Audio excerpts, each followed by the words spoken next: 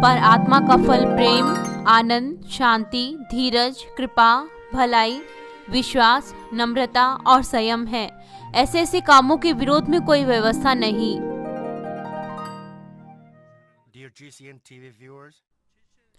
प्रिय GCN TV और Manveen TV की श्रोताओं, आज मैं आपको पवित्र आत्मा के 5वें फल के बारे में बताऊंगा, जो कि कृपा है।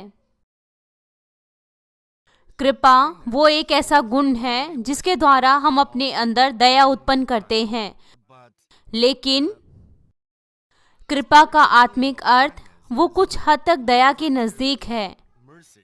दया के नजदीक।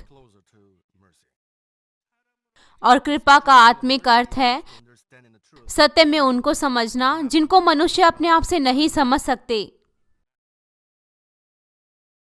और यह एक ऐसा हृदय है जो दूसरों को क्षमा कर सकता है, यहाँ तक कि वो मनुष्य के द्वारा क्षमा नहीं हो सकते। परमेश्वर भी दया के हृदय के साथ मनुष्यों के लिए कृपा दिखाते हैं। भजन संहिता 130 अध्याय उसका 3 पद कहता है, हे यहा, यदि तू अधर्म के कामों का लेखा ले तो हे प्रभु, कौन खड़ा रह सकेगा। जिस तरीके से लिखा है, अगर परमेश्वर के पास कोई भी दया नहीं होती, अगर वो न्याय के अनुसार हमारा न्याय करते, तो फिर कोई भी परमेश्वर के सामने नहीं खड़ा रह सकता। लेकिन परमेश्वर क्षमा करते हैं और उन्हें भी ग्रहण करते हैं, यहाँ तक कि उन्हें क्षमा भी नहीं किया जा सकता था अगर न्याय मजबूती के साथ लागू हो तो।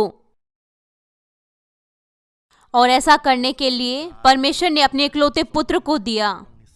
वो जो प्रभु में विश्वास करके परमेश्वर के संतान बन गए हैं, परमेश्वर उनसे चाहते हैं कि वो भी इस दया के हृदय को अपने अंदर जोते। ज्यादातर लोग कहते हैं कि वो कुछ लोगों को नहीं समझ सकते, यहाँ तक कि वो उन्हें समझने की कोशिश भी करें, या फिर वो कुछ लोगों को नहीं क्षमा कर सकते अगर वो उन्हें क्षमा करने की कोशिश भी करे तो। आप में से कुछ वो परमेश्वर के वचन के अनुसार जीने की कोशिश करते हैं, लेकिन वो फिर भी ऐसा कहते हैं, मैं उसे नहीं क्षमा कर सकता। कुछ इस तरीके से कहते हैं, अगर हमारे अंदर दया का फल उत्पन्न हो तो फिर ऐसा कुछ भी नहीं है जिसे हम नहीं समझ सकते, और फिर ऐसा कोई नहीं होगा जिसे हम क्षमा नहीं कर सकते। आपको महसूस करने की जरूरत है कि आपके अंदर अभी तक दया का हृदय उत्पन्न नहीं हुआ है। आप उन्हें समझने के योग्य होंगे, किसी भी व्यक्ति को भलाई के साथ और हर एक व्यक्ति को प्रेम के साथ ग्रहण करेंगे।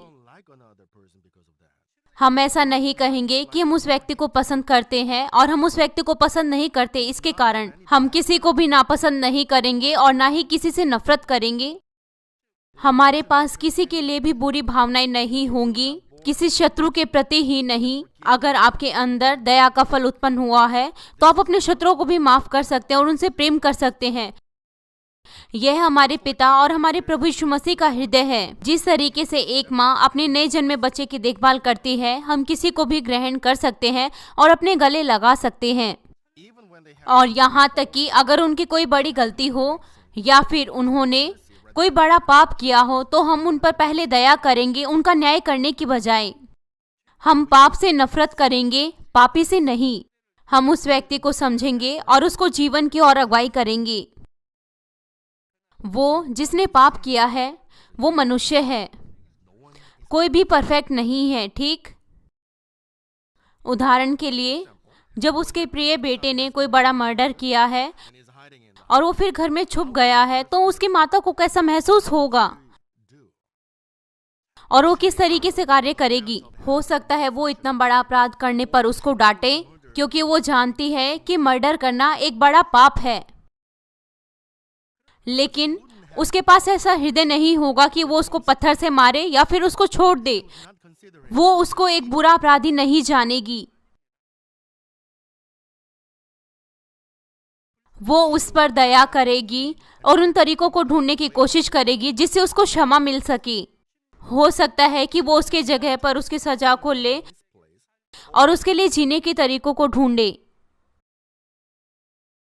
अगर हम कहें कि आपके बेटे ने एक मर्डर किया है, अगर आप उसे आश्रय देते हैं और उसके अपराधों को क्षमा करते हैं क्योंकि आप उसे प्रेम करते हैं, तो यह आत्मिक प्रेम नहीं है। यह आत्मिक प्रेम नहीं है। यह शारीरिक प्रेम है। आत्मिक प्रेम में आप उसको उसकी सजा का दंड भुगतने देंगे और उसको एक बदलाव का व्यक्ति बनाएंगे। यह है कि किस तरीके से हमारे पिता परमेश्वर करते हैं।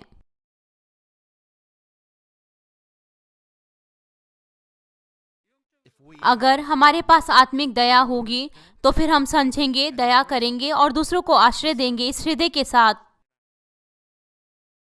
सोचिए, अगर एक बच्चा है जिसका शरीर कमजोर है और वो अक्सर बीमार होता है, उसकी माँ कैसा महसूस करेगी इस बच्चे के प्रति?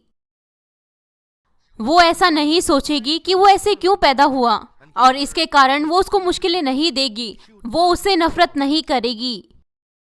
इसके बजाय वो दूसरे बच्चों के प्रति जो स्वस्थ है उसके लिए और ज्यादा प्रेम और दया करेगी।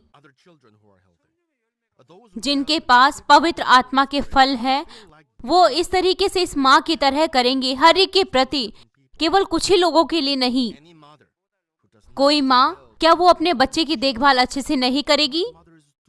बहुत सी माँ ऐसी होती हैं जो अपने बच्चे की देखभाल बहुत अच्छे से करती हैं। अपने बच्चे की अच्छे से देखभाल करने, इसका मतलब यह नहीं कि आपके पास दया है। आपको हर एक के साथ ऐसा करना चाहिए जिस तरीके से आप अपने बच्चे के साथ करते हैं।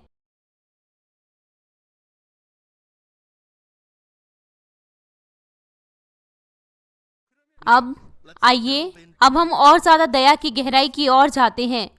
पहला, जो दयालु व्यक्ति होता है वो किसी का न्याय नहीं करता। वो कभी भी किसी को न्याय नहीं करेगा और ना ही किसी की निंदा करेगा, केवल बाहरी रूप को देखते हुए।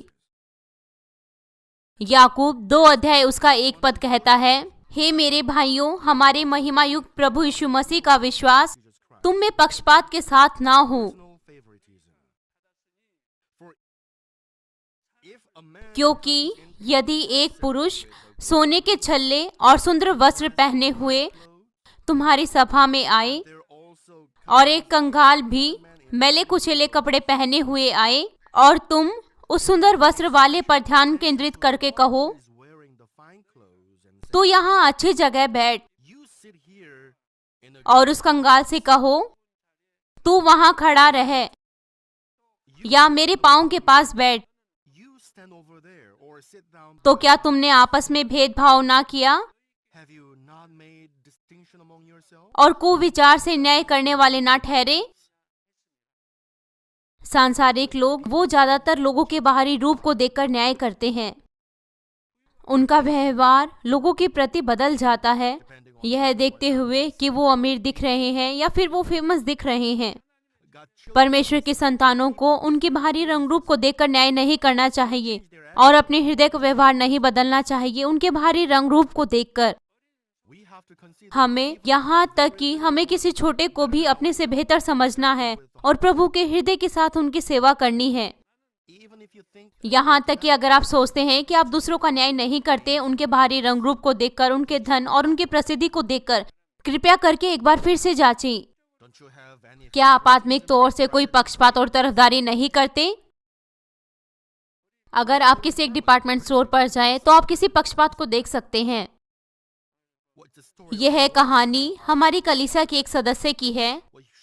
वो एक कार को चला रही थी जो कि एक पुरानी कार थी।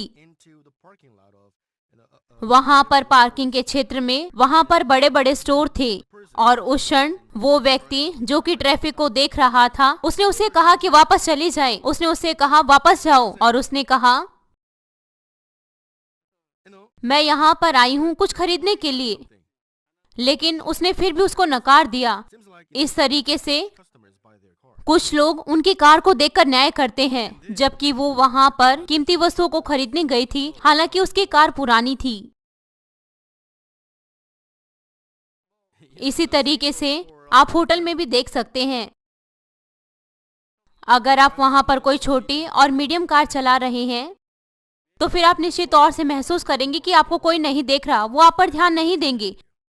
जो भी है, अगर आप वहां पर मर्सिडीज 500 कार चलाएं या फिर BMW 7 सीरीज कार चलाएं तो वो तुम्हारा स्वागत करेंगे। वो तुम्हारे पास आएंगे और तुम्हारा स्वागत करेंगे और तुम्हारी कार को खोलेंगे। इसीलिए इस तरीके से सांसारिक लोग करते हैं। लेकिन हमें ऐसा नहीं करना चाहिए। यह ऐसा दिखता है, इसलिए ही लोग कीमती कारों को चलाते हैं। अगर आप किसी कीमती कार को नहीं चला रहे तो आप नकारे जाएंगे। तो फिर क्या हुआ? वो आपका स्वागत नहीं कर रहे तो क्या हुआ? वो आपकी कार को नहीं खोल रहे तो क्या हुआ? वो आपकी कार को पार्क नहीं कर रहे तो क्या हुआ? इस बात की चिंता ना करें। क्यों आप ऐसी कोशिश कर रहे हैं कि वो आपकी सेवा करें? आप वहां पर घूम सकते हैं, ना केवल शारीरिक तरीके से बल्कि आत्मिक तरीके से भी। आपको अपने आप को जांचना चाहिए कि क्या कोई आप पक्षपात कर रहे हैं या नहीं। उदाहरण के लिए आप ऐसा सोच सकते हैं कि आप किसी व्यक्ति के साथ अच्छे से बात नहीं कर सकते क्योंकि उसके पास अच्छा आत्मिक ज्ञान नहीं है। कुछ लोगों के पास शरीर की कुछ कमियां होती हैं, इसलिए वो कुछ ज्यादा बोलते हैं या फिर कुछ ऐसा करते हैं जो स्थिति से बाहर हो। जब आप उन लोगों को देखते हैं या फिर आप उस स्थिति का सामना करते हैं, क्या आपको उस समय उन पर गुस्सा नहीं आता? और फिर क्या आप उनको नकारना नहीं चाहते? कुछ हद तक ऐसी चीजें ज्यादातर पति और पत्नी में होती रहती हैं। कुछ ही समय पहले मैं एक ऐसे जोड़े से मिला जिनकी अभी शादी हुई है। शादी से पहले पति अपनी पत्नी से बहुत ज्यादा प्रेम करता था और पत्नी भी अपने पति से बहुत ज्यादा प्रेम करती थी। लेकिन शादी के बाद उनका झगड़ा शुरू हो गया और अंत में उनके रिश्ते में कुछ दरारें आ गई। उनके पास आर्थिक समस्याएं थी, इसीलिए मैंने उनसे पूछा, क्या यह इसके कारण है कि तुम्हारे जीवन में कुछ मुश्किलें हैं? उसने कहा, नहीं, यह इसलिए है क्योंकि हमारे विचार अलग अलग हैं। उनके पास अलग अलग विचार थे। अगर तुलना करें तो वो ऐसे नहीं थे जैसे वो पहले थे। जिस तरीके से उनका शादीशुदा जीवन बीता गया, वो एक दूसरे में कमियां ढूंढते थे, इसलिए उनका हमेशा झगड़ा होता था और वो तलाक देना चाहते थे। लेकिन अब वो बदल गए सत्य में और अब वो खुश हैं।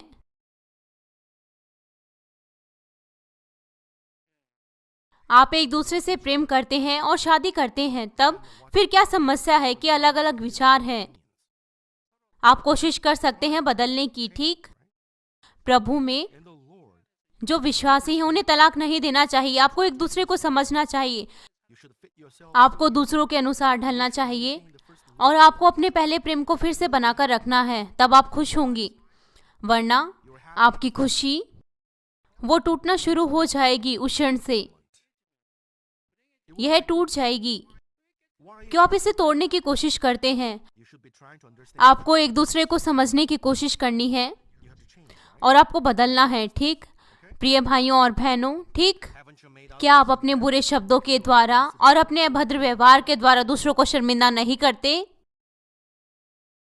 कुछ लोग दूसरों के बारे में बातें करते हैं और दूसरों की निंदा करते हैं जैसे कि वो न्याय की सीट पर बैठे हैं, जब वो व्यक्ति अपने विश्वास की कुछ परीक्षाओं में से होकर गुजर रहा है। और भी बहुत से व्यक्ति हैं जो ऐसा सोचते हैं, उस व्यक्ति ने पाप किया है। वो कानों में फुसफुसाते हैं और जो भी है, परमेश्वर उस व्यक्ति से और ज्यादा प्रेम करता है जिसके बारे में वो बातें करते हैं। परमेश्वर हृदय को देखते हैं और परमेश्वर जानते हैं कि वो व्यक्ति, उसका हृदय और ज्यादा बड़ा होगा, वो व्यक्ति और ज्यादा पवित्र बनेगा और वो व्यक्ति और ज्यादा सिद्ध बनेगा। परमेश्वर वर्तमान को नहीं देखते। कोई व्यक्ति परमेश्वर के द्वारा बहुत ज्यादा प्रेम किया जाता है तो परमेश्वर उनके यहाँ तक कि छोटे से भी पाप को नहीं देखते जो उस व्यक्ति ने किया है, और यहाँ तक कि वो अनदेखा भी कर सकते हैं जिस व्यक्ति ने उस जैसा पाप किया है। परमेश्वर व्यक्ति को सजा देते हैं, परमेश्वर व्यक्ति को अनुशासित करते हैं। क्यों? क्योंकि परमेश्वर जानते हैं कि उसका हृदय का पात्र बड़ा होगा और वो स्वर्ग में बेहतर स्थान पे जाएगा। इसीलिए परमेश्वर परीक्षाओं के द्वारा चाहते हैं कि व्यक्ति अपने छोटे से भी पाप को दूर करे। दाऊद के मामले में, जो परमेश्वर से बहुत ज्यादा प्रेम करता था, परमेश्वर ने उसको कठोरता से सजा दी। परमेश्वर ने उसको कठोरता के साथ सजा दी। लेकिन वो लोग जो इस बात को नहीं जानते, वो उनको छोड़ देते हैं। सेवक और कमांडर भी जो परमेश्वर के हृदय को नहीं जानते, वो भी परमेश्वर को छोड़ देते हैं और उनको धोखा देते हैं। जो भी है, हमने देखा है, धोखा देना वो नाश के मार्ग पर लेकर जाता है, और जिन्होंने दाऊद का अनुसरण किया वो अनंत जीवन में गए। इसीलिए कोई कारण नहीं है, हमारे पास कोई कारण नहीं होना चाहिए कि हम किसी पर दोष लगाएं, वो जैसा भी अभी है। हमें किसी की निंदा नहीं करनी चाहिए, हमें किसी के बारे में कोई गलत बातें नहीं बोलनी चाहिए। आप न्यायी ना बने, केवल एक ही न्यायी है जो कि परमेश्वर है। जब लोग उस स्त्री को जिसने व्यभिचार किया था यीशु के सामने लेकर आए तो उसने कहा कि तुम में से जो भी पाप रहित है वो उसको पहला पत्थर मारे। जब आप किसी एक ऐसे व्यक्ति को देखते हैं जो परमेश्वर के सामने जो सजा को पा रहा है, अगर आपके पास दया है तो आप उस पर दया करेंगे और आप आशा करेंगे कि वो जल्दी से उसको पार कर ले। दूसरा, यदि हम दयालु हैं तो हम उन पर दया करेंगे जो मुश्किलों में है और हम उनकी मदद करने में आनंद लेंगे। हम केवल अपने हृदय में ही उन पर दया महसूस नहीं करेंगे और ये नहीं कहेंगे केवल अपने होठों के द्वारा कि आप इसे अपने हृदय में ले और मजबूत बने। अगर हमारा हृदय सत्य में है तो हम कुछ ना कुछ करेंगे और हम वास्तविक तौर से उनकी मदद करेंगे। पहला यूहन्ना उसका 3 अध्याय 17 और 18 पद कहता है, पर जिस किसी के पास संसार की संपत्ति हो और वह अपने भाई को कंगाल देखकर उस पर तरस खाना ना चाहे तो उसमें परमेश्वर का प्रेम कैसे बना रह सकता है। हे बालकों, हम वचन और जीभ से ही नहीं पर काम और सत्य के द्वारा भी प्रेम करें। बहुत से लोग केवल जीभ और वचन के द्वारा ही प्रेम करते हैं। आपके बारे में क्या है? आप में से कुछ कहते हैं मैं आपसे प्रेम करता हूँ, मेरे पास दया है, लेकिन आपके पास ऐसे कार्य नहीं है। हमारी कलीसिया में बहुत से ऐसे बच्चे हैं जिनसे परमेश्वर बहुत आनंदित हैं, इसलिए मैं भी बहुत खुश हूँ उनके बारे में। उनमें से कुछ कोई है जो जरूरतमंदों की मदद करता है। मेरे हृदय के जैसे पहले एक व्यक्ति था, तब फिर वहाँ 2 हुए और अब वहाँ पर 3 है। वो इस तरीके से बढ़ रहे हैं। जब भी कलीसिया के किसी भी कोने में मैं अपनी आंखों को उठाकर देखता हूँ तो वो मेरे बदले में उन कामों को कर रहे हैं। वो दान करते हैं, वो गरीबों को देते हैं और वो जोश के साथ जरूरतमंदों की मदद करते हैं। जहाँ पर मेरी मदद नहीं पहुँच सकती वो उन्हें देते हैं। तो कितना ज्यादा धन्यवादी मैं हूँ। हमारे पास पहले एक व्यक्ति था, फिर 2 और अब हमारे पास 3 है। ये बढ़ रहे हैं इस तरीके से। इसका क्या लाभ होगा अगर हम केवल अपने वचनों और अपनी जीभ के द्वारा ही प्रेम करें? हमें अपने कामों को दिखाना चाहिए। याकूब 2 अध्याय उसका 15 पद कहता है, यदि कोई भाई या बहन नंगे उघाड़े हों और उन्हें प्रतिदिन भोजन की घटी हो और तुम में से कोई उनसे कहे कुशल से जाओ, तुम गर्म रहो और तृप्त रहो, पर जो वस्तुएं देह के लिए आवश्यक है वह उन्हें ना दे तो क्या लाभ? वैसे ही विश्वास भी यदि कर्म सहित ना हो तो अपने स्वभाव में मरा हुआ है। अगर आप परमेश्वर को खुश करते हैं तब परमेश्वर आपको निश्चित तौर से आपको वापस देंगी, क्योंकि आप परमेश्वर को खुश करते हैं इसलिए वो आपको देंगे। मैंने ऐसे मामलों का अनुभव किया है। अगर कोई मुझे खुश करता है, यहाँ तक कि वो बहुत छोटा है, तब मैं उसे और ज्यादा देने की कोशिश करूंगा। अगर आप अपनी इच्छा रखते हैं तो आप जरूरतमंदों को दे सकते हैं और उनकी मदद कर सकते हैं। आप अपने खाने को कम कर सकते हैं और उनकी मदद कर सकते हैं। अगर आप अपने खाने की संख्या को कम करें, अगर आप अपना जो खाने पर पैसा खर्च करते हैं उसको कम करते हैं, तब फिर आप जरूरतमंदों को दे सकते हैं। इस अंतर के साथ आप ऐसा नहीं सोचते कि ये दया करना है क्योंकि दूसरे लोग भूख से मर रहे हैं, लेकिन आप वास्तव में कुछ नहीं करते क्योंकि आपके पास इतना है कि आपका हो जाए। मेरे जीवन में मुश्किलें हैं, मैं किस तरीके से जरूरतमंदों को दूं? मेरी आत्मा तो चाहती है, लेकिन कोई मायने नहीं रखता कि आपका जीवन कितना मुश्किल में है। अगर आप अपने कार्यों के साथ जरूरतमंदों को देंगे तो आप निश्चित तौर से वो बन जाएंगे कि यहाँ तक कि जब आप धनी होंगे तो भी आप देंगे। वास्तव में अगर आप वास्तव में दया महसूस करते हैं एक सच्चे हृदय के साथ, तो फिर आप अपनी चीजों को दे सकते हैं। यह ऐसा नहीं है कि आप किसी चीज को उन्हें दे। जब आप किसी को देखेंगे जो किसी भी मुश्किल के साथ गुजर रहा है, आपको ऐसा बनना चाहिए कि आप किसी की मदद कर सके और उस व्यक्ति के दर्द को बांट लें। यह दया करना है। विशेष तौर से आप केवल उन्हें ऐसे ही नहीं छोड़ सकते जो प्रभु में विश्वास नहीं करते कि वो नरक में गिर जाएं। आप अपना सबसे बेहतर करने की कोशिश करेंगे ताकि आप उन्हें उद्धार के मार्ग पर लेकर आएं। प्रिय भाइयों और बहनों, जब से इस कलीसिया की शुरुआत हुई है यहाँ पर परमेश्वर के सामर्थ्य के बहुत से कार्य हुए हैं, लेकिन मैं फिर भी और ज्यादा महान सामर्थ्य को मांगता हूँ ताकि मैं अपने जीवन के साथ उस महिमा को प्रकट कर सकूं। क्या आप जानते हो कि मैं ऐसा क्यों करता हूँ?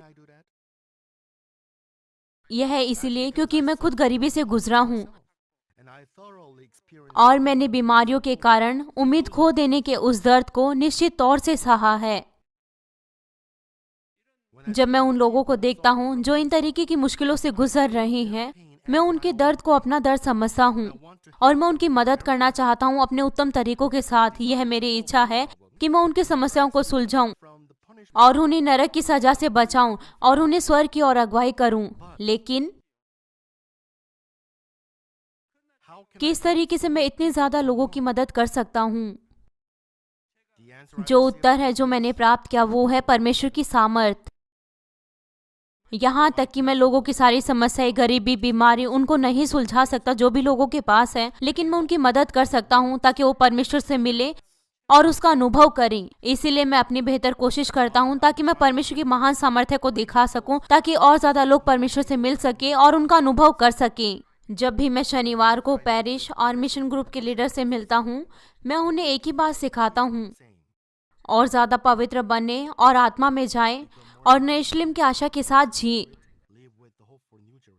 मैं हमेशा उनको अगुवाई करता हूँ ताकि वो इस पृथ्वी पर आशीषें प्राप्त कर सके, और वो तरीके जिससे वो एक अच्छा जीवन जी सके, और वो तरीके जिससे वो स्वर्ग में और ज्यादा अच्छे स्थान पर जा सके। क्या लाभ होगा अगर मैं ही केवल अकेला यरूशलेम जाऊं? आइए एक साथ चलें। जिस तरीके से मैंने पहले आपको वायदा किया था, अगर आप मेरा अनुसरण नहीं करेंगे,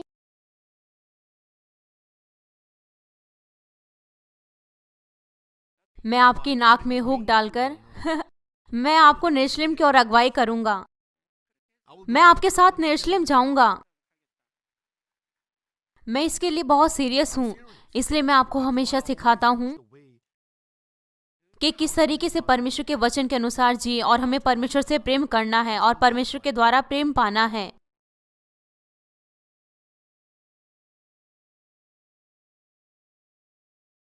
मसीह में प्रिय भाइयों और बहनों, यह आसान नहीं है कि आप परमेश्वर की सामर्थ्य को प्राप्त करें। सोचे, आप प्रार्थना करते हैं और परमेश्वर की सामर्थ्य प्राप्त करते हैं, तो आपका जीवन आसान नहीं होगा। आपको महसूस करना चाहिए कि आपके जीवन में कितनी चिंता होगी।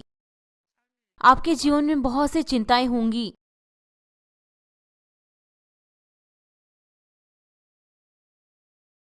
शारीरिक तरीके से आपको अपने हृदय में उन गरीब और बीमार लोगों को रखना है। आपको उनके आशीषों के लिए प्रार्थना करनी है। जब भी आप उनसे मिले, आपको प्रार्थना करनी चाहिए। आपको उनके लिए प्रार्थना करनी चाहिए जब भी आप उनसे मिले। आप नहीं जानते कि कितने ज्यादा स्वाइन फ्लू के पेशेंट के लिए मुझे उनके लिए प्रार्थना करनी थी। मेरे घर में लंच के समय तक आज वो हमारी कलीसिया के सदस्य नहीं है, लेकिन उनके परिवार के सदस्य हमारी कलीसिया के सदस्य हैं। मैं उनके लिए प्रार्थना कर रहा था फोन के द्वारा। उनको फोन करने में थोड़ा सा समय लगता है। मुझे उनके लिए प्रार्थना करनी थी, न केवल एक के लिए लेकिन पूरे परिवार के सदस्य के लिए, ताकि उनको इन्फेक्शन ना हो सकता है कि उनको पहले से इन्फेक्शन हो गया हो।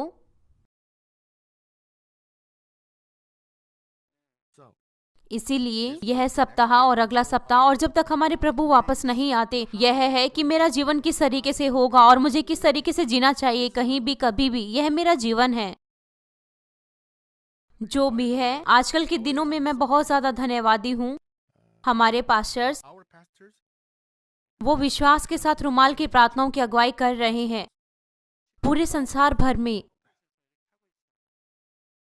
सोचिए, 100 बीमार लोग हैं जो रुमाल की प्रार्थना सभा में आए हैं।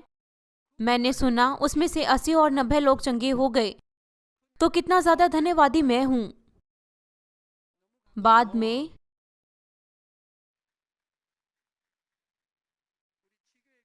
में हमारे विदेशी पास्टर्स जो रुमाल की प्रार्थनाओं की अगुवाई पूरे संसार में कर रहे हैं, हमारे मानमिन सेंट्रल चर्च के पास्टर और हमारे विदेशी पास्टर्स, वो सभी रुमाल की प्रार्थनाओं की अगुवाई कर रहे हैं और बहुत से लोग चंगे हो रहे हैं।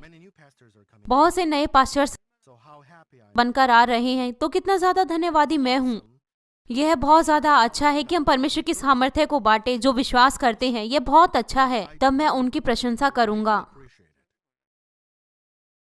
मैं बहुत ज्यादा धन्यवादी हूँ प्रेरित पौलुस के लिए। अगर बाइबल में उसके रुमाल के लिए कोई रिकॉर्ड नहीं होता तो यहाँ तक कि मैं उसके बारे में फिर सोच भी नहीं सकता था। यहाँ तक कि मैं सोचता भी अगर मैं ऐसा करता तो फिर लोग मुझ पर दोष लगाते।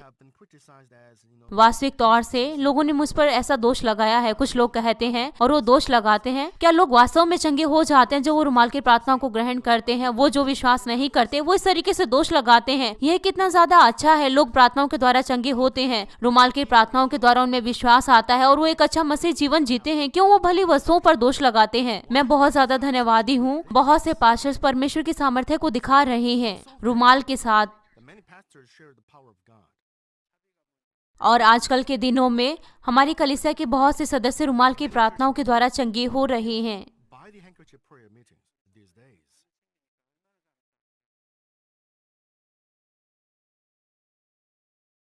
और निश्चित तौर से परमेश्वर की सामर्थ्य को दिखाना वो उनको उद्धार दिलाने की पूरी प्रक्रिया नहीं है।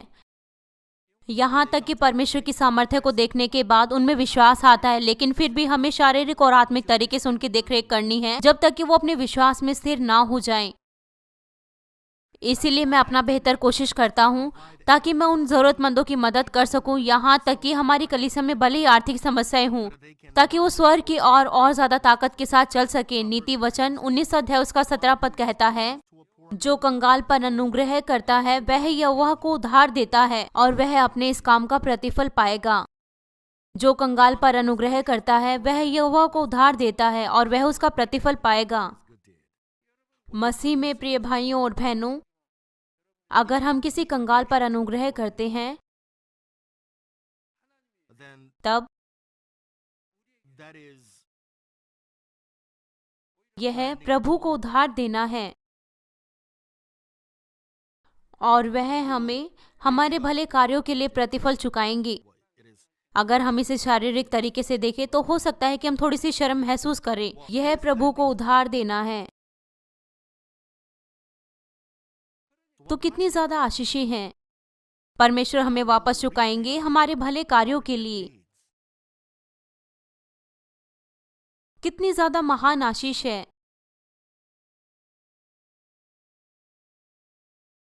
अगर आप प्रभु के हृदय के साथ आत्माओं की देखरेख करेंगे तो परमेश्वर निश्चित तौर से आपको आशीषें देंगी और उस समय वो आपको निश्चित तौर से आपको वापस चुकाएंगी।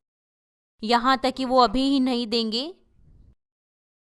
अगर आप उसके बारे में चिंता नहीं करते लेकिन विश्वास के साथ चलते हैं तो परमेश्वर आपके लिए कार्य करेंगे और निश्चित तौर से ऐसा समय आएगा। आप इन सभी चीजों को इतिहास में देख सकते हैं। वो जो जिन्होंने भले कार्य किए, कुछ समय और कुछ सालों के बाद उन्होंने बहुत अच्छे लोगों से मदद प्राप्त की। ऐसी चीजें इतिहास में बहुत बार हुई हैं। ऐसी चीजें बहुत बार हुई हैं हमारे चारों ओर।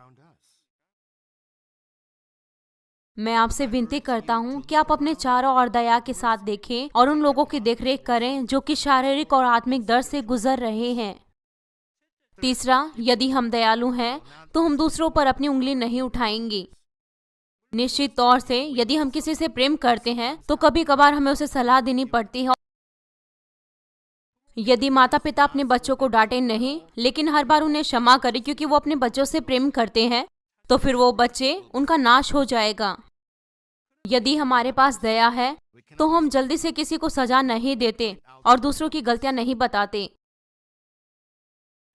तो फिर हम उन्हें प्रार्थनाओं के साथ सलाह देंगे और उनके हृदय की देखरेख करेंगे। नीति वचन 12 अध्याय उसका 18 पद कहता है, ऐसे लोग हैं जिनका बिना सोच विचार बोलना तलवार के समान चुभता है, परंतु बुद्धिमान के बोलने से लोग चंगे हो जाते हैं। पास्टर्स और लीडर्स, आपको विशेष तौर से इन शब्दों को अपने मन में रखना चाहिए। हो सकता है कि आप बहुत आसानी से दूसरों की गलतियों को बताते हैं कि उनके अंदर ऐसा असत्य का हृदय है जो परमेश्वर को पसंद नहीं है, उनके पास ऐसी कमियां हैं और उन्हें दूसरे प्रेम नहीं करते। इन सभी चीजों के कारण आप दूसरों की गलतियों को इस तरीके से बताते हैं, बहुत आसानी से। यहाँ तक कि जो आप कह रहे हैं वो सच है। अगर आप दूसरों की गलतियों को अपनी स्वयं की धार्मिकता और रूपरेखाओं के कारण बताते हैं तो यह दूसरों को जीवन नहीं देता। दूसरे लोग बदलेंगे नहीं जिस तरीके से आप उन्हें सलाह देंगे, लेकिन उनकी भावनाओं को ठेस पहुंचेगा और वो निरुत्साह हो जाएंगी और वो अपनी ताकत को खो देंगे। कभी कभार कुछ कलीसिया के सदस्य मुझसे कहते हैं कि मैं उनकी कमियों को बताऊं ताकि वो अपने आप को महसूस कर सकें और बदल सके, लेकिन मैं ऐसा आसानी से नहीं कर सकता। उस क्षण वो धन्यवाद के साथ ग्रहण कर सकते हैं, लेकिन अगर वो अपनी पवित्र आत्मा की भरपूरी को खो दे तो फिर कोई नहीं जानता कि उनके हृदय में क्या होगा। कभी कभार मुझे दूसरों की गलतियों को बताना पड़ता है ताकि परमेश्वर का राज्य पूरा हो सके और उनको उनकी समस्याओं का समाधान मिल सके। यहाँ तक कि उस क्षण मेरे पास एक उत्सुक हृदय होता है और मैं प्रार्थनाओं के साथ उनके मुंह के हाव भावों को देखता हूँ, यह आशा रखते हुए कि वो निरुत्साह नहीं होंगे। निश्चित तौर से यीशु ने यहूदी और फरीसियों को डांटा कठोर शब्दों के साथ, यहाँ तक कि वो उनकी सलाह को ग्रहण नहीं कर पाए। उन्होंने कहा, तुम फरीसी कानों में फुसफुसाते हो। यीशु ने मौका दे रहा था ताकि उनमें से कोई भी एक उनकी बात सुने और वो पश्चाताप कर सके, क्योंकि वो लोगों के शिक्षक थे और यीशु चाहते थे कि वो लोग उनके कपटीपन से भ्रमित ना हो और उनसे धोखा ना खाएं। जो भी है, यहाँ पर ऐसा कोई भी अवसर नहीं होगा मेरे लिए कि मैं ऐसा आपके साथ करूं। यहाँ तक कि जब आप किसी छोटे से बात करते हैं, आपको उनकी गलतियों को इस तरीके से नहीं बताना चाहिए ताकि उनका नाश हो जाए। जब आप उनको सलाह देते हैं, क्योंकि यह निश्चित तौर से जरूरी है, कृपया करके इसे प्रेम के साथ करें, दूसरों की ओर से उनके हृदय का ध्यान रखते हुए और उस आत्मा की देखरेख करते हुए। चौथा, यदि हम दयालु हैं तो हम सबके प्रति दानी होंगे। सामान्य लोग ज्यादातर वो जिनसे प्रेम करते हैं वो अपना उन्हें सब कुछ दे देते हैं। यहाँ तक कि जो अजनबी हैं वो भी अपना कुछ ना कुछ दे सकते हैं अगर वो जानते हैं कि उन्हें वापस बदले में कुछ मिलेगा। लूका 6 अध्याय उसके 32 पद में कहा गया है, यदि तुम अपने प्रेम रखने वालों के साथ प्रेम करो तो तुम्हारी क्या बड़ाई। यदि आप उन्हें प्रेम करें जो आपसे प्रेम रखते हैं तो तुम्हारी क्या बड़ाई है, क्योंकि पापी भी अपने प्रेम रखने वालों के साथ प्रेम रखते हैं। यहाँ तक कि पापी कोई मायने नहीं रखता कि वो कितने बुरे हैं, वो उन्हें भी प्रेम करते हैं और वो उनसे भी प्रेम पाते हैं जिनसे वो प्रेम करते हैं। हम दया के फलों को उत्पन्न कर सकते हैं जब हम अपने आप का बलिदान करते हैं बिना वापस कुछ बदले में चाहे। यीशु ने अपना असीमित प्रेम दिया, यहाँ तक कि यहूदा इस्करियोती के लिए भी। यीशु पहले से ही शुरुआत से ही जानता था कि यहूदा उसे धोखा देगा, लेकिन उन्होंने फिर भी उसे ऐसा ही व्यवहार किया जैसा वो दूसरों के साथ करते थे, और उन्होंने उन्हें बहुत बार मौके दिए ताकि वो पश्चाताप कर सके। यहाँ तक कि यीशु जब वो क्रूस पर चढ़ा तब भी उन्होंने उनके लिए प्रार्थना किया जो उनको क्रूसित कर रहे थे। लूका 23 अध्याय उसके 34 पद में कहा गया है, हे पिता इन्हें क्षमा कर, वो पाप कर रहे थे, वो बुराई कर रहे थे, वो उन पर दोष लगा रहे थे। पिता उन्हें क्षमा कर, क्योंकि ये नहीं जानते कि ये क्या कर रहे हैं। वो नहीं जानते थे कि वो क्या कर रहे हैं। वो बहुत ज्यादा बुराई कर रहे थे लेकिन वो फिर भी नहीं जानते थे, लेकिन वो बड़े पापों को कर रहे थे। इसलिए हमारे प्रभु ने कहा, हे पिता इन्हें क्षमा कर। यह दया है जिसके द्वारा हम उनको भी क्षमा कर सकते हैं, यहाँ तक कि उनको क्षमा भी नहीं मिल सकती। शुरुआती कलीसियाओं के समय जो डीकन स्तिफनुस था, उनके पास भी ऐसा दया का फल था। जब लोगों के द्वारा उन पर पथराव किया गया, यहाँ तक कि उनकी मृत्यु भी हो गई, लेकिन उन्होंने फिर भी उनके लिए प्रार्थना की।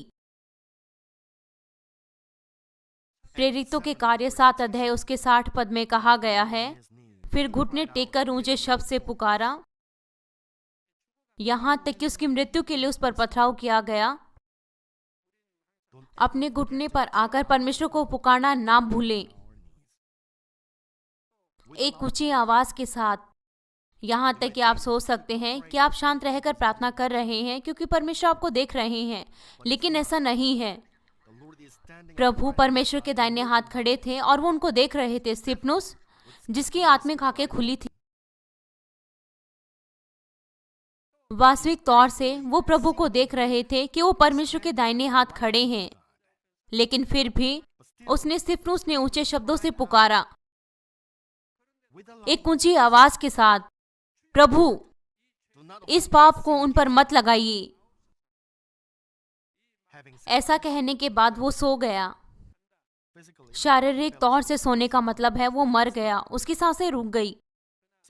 आत्मिक तौर से जो भी है, यह वो भाव है कि जो बचाए गए हैं। उसने एक सच्चे हृदय के साथ प्रार्थना की, केवल उनके लिए नहीं जिन्होंने सुसमाचार को अपनाया, लेकिन उनके लिए भी जो बुरे लोग थे, जो सुसमाचार के विरोध में थे और जिन्होंने उनको पथराव किया। क्योंकि उसके पास इस तरीके का हृदय था, उसने परमेश्वर की सामर्थ्य को दिखाया। एक डीकन होने के नाते आपने इस तरीके के संदेशों को बहुत बार सुना है, तो कितना ज्यादा आपने अपने हृदय को इस तरीके से जोता है। क्या अभी भी आपके पास ऐसा हृदय है कि आप अभी भी किसी से नफरत करते हैं या किसी के साथ अच्छा व्यवहार नहीं है? आपको इस स्थिति में और ज्यादा नहीं रहना चाहिए। आपको इस योग्य होना चाहिए कि आप दूसरों को अपने हृदय में रख सके, यहाँ तक कि आपका व्यवहार उसके साथ सहमत नहीं है। आपको सबसे पहले सोचना चाहिए दूसरे व्यक्ति की ओर से, तब आप अपने हृदय को बदल सकते हैं। अगर आप केवल ऐसा सोचें कि वो व्यक्ति ऐसा क्यों करता है, मैं उसे नहीं समझ सकता, तब आपके हृदय में केवल उसके लिए दुर्भावनाएं होंगी और आपके हृदय में असुविधा होगी जब आप उस व्यक्ति को देखेंगे। अगर आप इस तरीके से सोचे, ओह इस पद पर होकर वो इस तरीके से कर सकता है, तब आप अपनी दुर्भावनाओं को बदल सकते हैं। तब आप उस व्यक्ति पर न केवल दया करेंगे बल्कि उनके लिए प्रार्थना भी करेंगे। जिस तरीके से आप अपने विचारों को बदलेंगे, इस तरीके से, तब आप अपने हृदय से उस नफरत को बाहर निकाल सकते हैं और दूसरी भावनाओं को एक एक करके। यदि आप लगातार अपने हृदय को इस कठोरता के साथ भरेंगे, तो फिर आप दूसरों को ग्रहण नहीं कर सकते, ना ही आप उस नफरत की जड़ों को अपने हृदय से निकाल सकते हैं। मैं आपसे विनती करता हूं कि आप अपनी स्वयं की धार्मिकता को दूर करें और अपने सोच विचारों को बदलें, ताकि आप दूसरों को ग्रहण कर सकें और दूसरों की सेवा कर सकें। 5वां, यदि आप दयालु हैं तो हम दूसरों को सम्मान दे सकते हैं। जब कुछ अच्छा होता है हम दूसरों को सम्मान दे सकते हैं, और जब कुछ गलत होता है तो हम उस दोष को ग्रहण कर सकते हैं। जब दूसरे लोग किसी सम्मान को पाते हैं और दूसरे लोगों की ज्यादा प्रशंसा होती है, यहाँ तक कि आपने बहुत मेहनत की है एक साथ मिलकर, तब आप उसके साथ आनंदित हो सकते हैं जिस तरीके से वो आपकी ही खुशी है। आपके हृदय में कोई भी असुविधा नहीं होगी कि आपने उससे ज्यादा काम किया, यहाँ तक कि उसके पास कमी भी है। आप केवल धन्यवादी होंगे, यह सोचते हुए कि उसके पास और ज्यादा साहस होगा और वो ज्यादा मेहनत करेगा जब उसको दूसरों से प्रशंसा मिलेगी। आप इस हृदय को समझ सकते हैं, यहाँ तक कि आप और ज्यादा आसानी से समझ सकते हैं अगर आप एक माँ के हृदय को समझें। यदि एक माँ अपने बच्चे के लिए कुछ करती है और वो बच्चा उसकी प्रशंसा होती है, तो फिर वो एक माँ कैसा महसूस करेगी? ऐसी कोई माँ नहीं होगी जो शिकायत करेगी और यह कहेगी कि उसने अपने बच्चे की मदद की काम करने के लिए और उसको कोई भी प्रशंसा नहीं मिली। और यह भी यह एक माँ के लिए अच्छा होगा कि वो दूसरों से सुने कि उनके बच्चे बहुत सुंदर हैं, लेकिन वो और ज्यादा खुश होगी जब दूसरे कहेंगे कि आपकी बेटी और ज्यादा सुंदर है। बेशक माँ बहुत सुंदर है।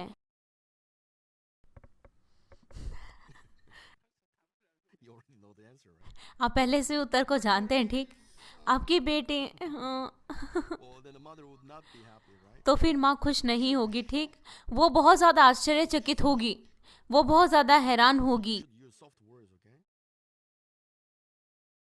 इसीलिए आपको कोमल शब्दों का प्रयोग करना चाहिए, ठीक? यदि हमारे पास दया का फल है तो फिर हम दूसरों को सम्मान दे सकते हैं, ना ही केवल अपने बच्चों को। और हम और ज्यादा आनंदित होंगे एक साथ मिलकर, जिस तरीके से मानो हमारी प्रशंसा हो रही है।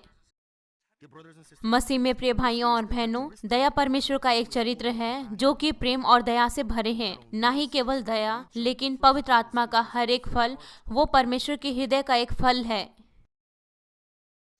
प्रेम, आनंद, शांति, धीरज, ये सभी के सभी सारे फल ये परमेश्वर के हृदय में है। इसीलिए पवित्र आत्मा के फलों को उत्पन्न करने के लिए, इसका मतलब है हमें भी परमेश्वर के हृदय को अपनाना है और उनकी तरह सिद्ध बनना है जिस तरीके से परमेश्वर सिद्ध है। जितना ज्यादा आपके हृदय में ये फल उत्पन्न होंगे, परमेश्वर आपको और ज्यादा प्रेम देंगे, क्योंकि आप उनके लिए बहुत ज्यादा प्रिय हैं।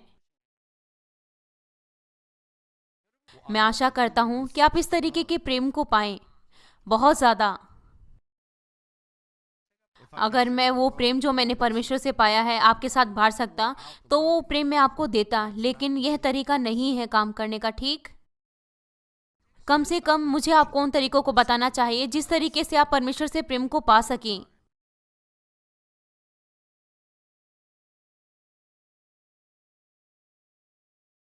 मेरे पास कुछ ऐसा है जो मैं आपके साथ बांट सकता हूँ, वो है परमेश्वर का सामर्थ्य है। मैं प्रेरित पौलुस के लिए बहुत ज्यादा धन्यवादी हूँ। जिस तरीके से मैंने रुमाल के द्वारा कार्य किया, यह इसीलिए है क्योंकि बाइबल में उसका प्रमाण दिया गया है। मैंने रुमाल पर प्रार्थना की, लोग बहुत से स्थानों पर गए और वहां पर प्रार्थना सभा को रखा और बहुत से लोग चंगे हुए और परमेश्वर को महिमा दी। रुमाल की प्रार्थनाओं के द्वारा इस पूरे संसार में सभाएं हो रही हैं और बहुत से लोग चंगे हो रहे हैं और परमेश्वर को महिमा दे रहे हैं। बहुत से पास्टर उन रुमालों को मांगते हैं जिन पर मैंने प्रार्थना की है, और उन रुमालों के द्वारा बहुत से लोग चंगे हुए हैं और परमेश्वर को महिमा दी है। इसलिए मैं कितना ज्यादा धन्यवादी हूँ। यह बहुत अच्छा है कि मैं परमेश्वर के सामर्थ्य को आपके साथ बांटूं। मैं उस प्रेम को नहीं बांट सकता जो मैंने परमेश्वर से पाया है। कम से कम मैं आपको उन तरीकों को बता सकता हूँ जिस तरीके से मैंने परमेश्वर से प्रेम पाया।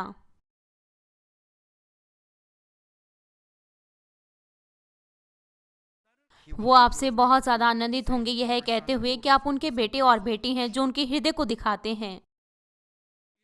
अगर आप परमेश्वर की संतान बनते हैं जो उनको आनंदित करते हैं, तो फिर आपके जीवन में क्या समस्या हो सकती है? आप कुछ भी उत्तरों को प्राप्त कर सकते हैं जो भी आप मांगते हैं, और यहाँ तक कि ऐसी चीजें जिन्हें आप अपने हृदय में रखते हैं, परमेश्वर उनको जानते हैं और वो आपको उत्तर देंगे। मैं आशा करता हूँ कि आप में से सब के सब वो पवित्र आत्मा के फलों को अपने हृदय में उत्पन्न करें और परमेश्वर को खुश करें। होने पाए आप उन आशीषों से उमड़े और परमेश्वर की संतान होने के नाते स्वर्ग के राज्य में सम्मान पाएं। प्रभु यीशु मसीह के नाम से प्रार्थना करता हूँ,